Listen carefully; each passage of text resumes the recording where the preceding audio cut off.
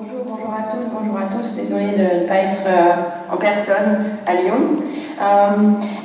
Effectivement, quand on prend l'avion et qu'on s'assoit à côté de quelqu'un, qu'on démarre une petite conversation et qu'on a le malheur de dire qu'on est un économiste, souvent les réactions sont de trois ordres. Soit des gens qui vous demandent immédiatement si vous n'avez pas quelques conseils sur quoi faire sur leur investissement, ce qui est une des questions auxquelles j'ai beaucoup de mal à répondre en général, soit de nouvelles idées sur de grands systèmes économiques, soit le plus fréquemment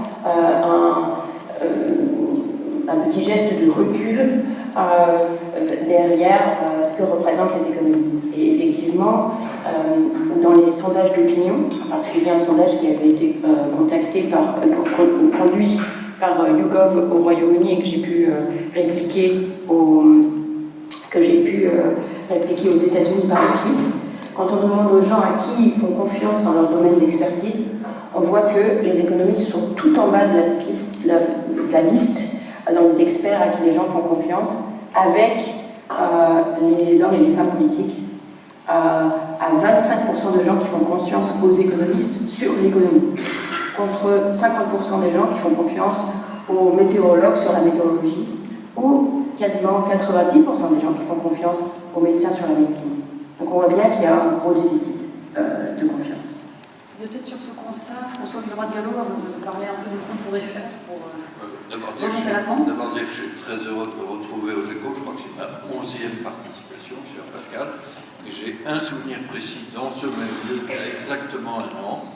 Nous parlions, c'était le mercredi qui suivait l'élection de Donald Trump. Donc je ne peux pas vous dire que ce soit un souvenir uniformément bon, mais c'est content de me retrouver cette année, même pour parler de vieux démons et nouveaux mondes.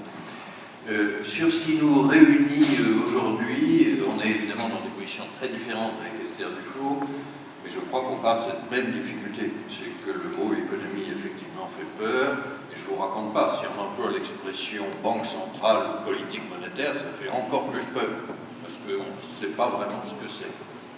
Il se trouve d'ailleurs, on en parlera par rapport à la défiance dont vous parlez, on doit aussi y faire face, mais que les banques centrales et l'euro qui est notre produit échappent relativement à la défiance. Il y a peut-être quelques leçons intéressantes autour de l'indépendance et du compte-rendu démocratique qu'on doit faire. Reste cette question de langage. Je crois que c'est très important que nous expliquions d'abord que l'économie, ce n'est pas une espèce de science éthérée. Vous savez, quand on dit la macroéconomie, bien sûr, nous sommes dans la macroéconomie, dans les moyennes, dans les agrégats, dans les modèles, mais ça a des conséquences très concrètes dans la vie des hommes et des femmes. Par exemple, l'inflation, qui est notre souci premier. Je crois aussi qu'il faut qu'on adapte notre langage.